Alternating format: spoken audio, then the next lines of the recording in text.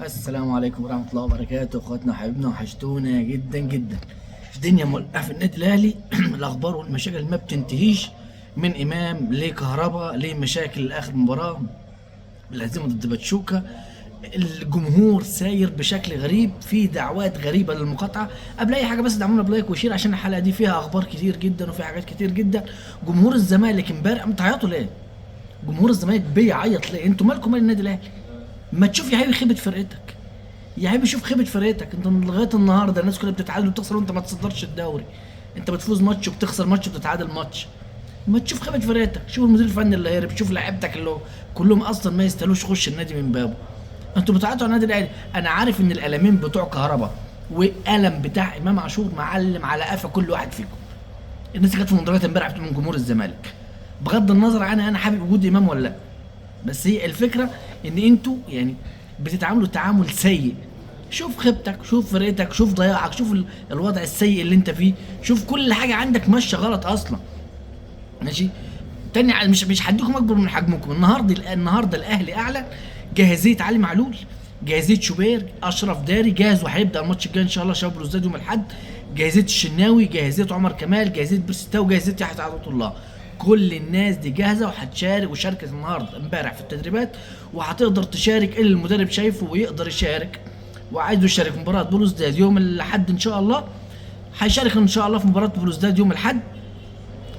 طاهر للاسف من الاخبار الوحشه اللي معانا ان طاهر عنده تمزق جزئي اسفل العضله الاماميه في الجزء الخلفي، ولسه طاهر ان شاء الله بكره هيتعمل له اشعه رنين تانية وهيتحدد مده غيابه عن النادي الاهلي وعروض غيابه عن الملاعب. مش عارف احنا هنفضل لغايه امتى الاداره بتاعتنا ماسكه قوي على موضوع التعاقدات. انت بتجيب لي حمدي فتحي، ما هو لاعبنا وعارفينه، بتتكلم على محمد عبد المنعم، احنا عايزين جناح تقيل، عايزين راس حربه تقيل. انا مش شايف اي مبرر. النادي فيه فلوس، النادي فيه عنده مدخوليات وعندنا رعاه. فين المشكله انك تجيب صفقات؟ انا هلعب كاس عالم انديه بالناس دي؟ مش الطبيعي ان انا هلعب كاس عالم انديه ضد ميسي وضد بورتو وبالوضع السيء اللي احنا فيه ده؟ يا جماعه احنا لازم نجهز، لازم الوضع تصرف، لازم تجيب صفقات. كان في اعلامي هنزل، بس انا كمان شويه كمان هنزل فيديو بتاع راجل صحفي بيقول لك انا هتعامل بعد كده مع النادي الاهلي على اساس ان انا صحفي بس. انت مين يا حبيبي؟ انت مين؟ خير ان شاء الله. انت بتخوفنا. انا لما كان اداره النادي الاهلي الراجل ده ما يخشش من الباب.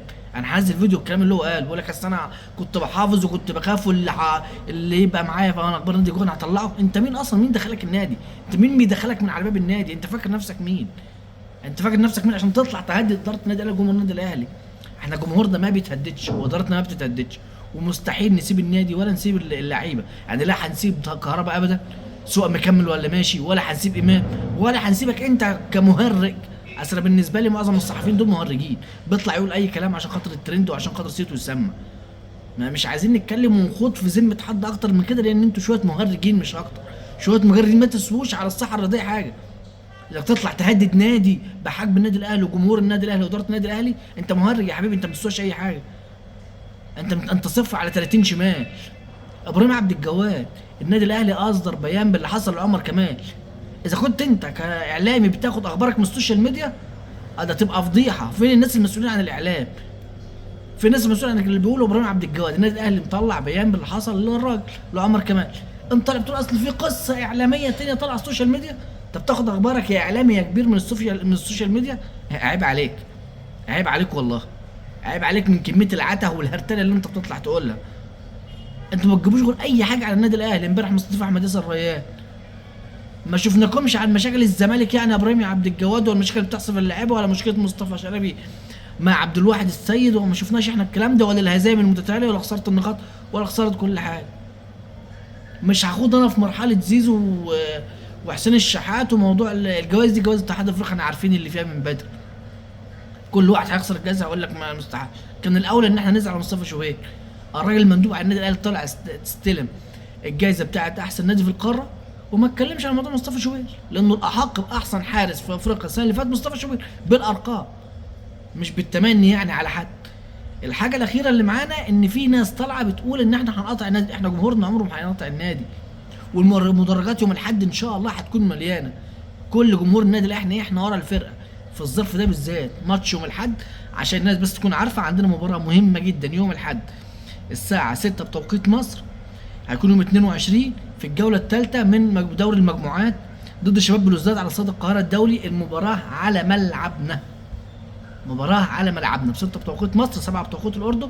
في الجولة الثالثة أورلاندو لعب 3 ماتشات عنده 5 نقاط، الأهلي لعب ماتشين عنده 4 نقاط، شباب بلوزداد لعب ماتشين عنده 3 نقاط، استاد أبيجان لعب 3 مباريات عنده نقطة واحدة. إذا احنا كسبنا إن شاء الله مباراة بلوزداد هنبقى 7 نقاط ونطلع من المعمعة دي، لأن شباب بلوزداد إذا كسبك للأسف هيبقى 6 نقاط ونخش احنا في معمعة ملهاش أي لازمة. مباراة على أرضنا، مباراة على ملعبنا في وسط جمهورنا، عايزين ردة فعل عنيفة من اللعيبة، عايزين ردة فعل عنيفة من اللعيبة على خسارة باتشوكا، ردة فعل عنيفة في الملعب، يكون أداء وتكون نتيجة ونطلع نتصدر المجموعة من بدري بدري، ونرجع كمان نتصدر الدوري من بدري بدري عشان نقدر نصالح جمهورنا. اخواننا بحبنا، دي كانت أهم الأخبار اللي معانا النهاردة.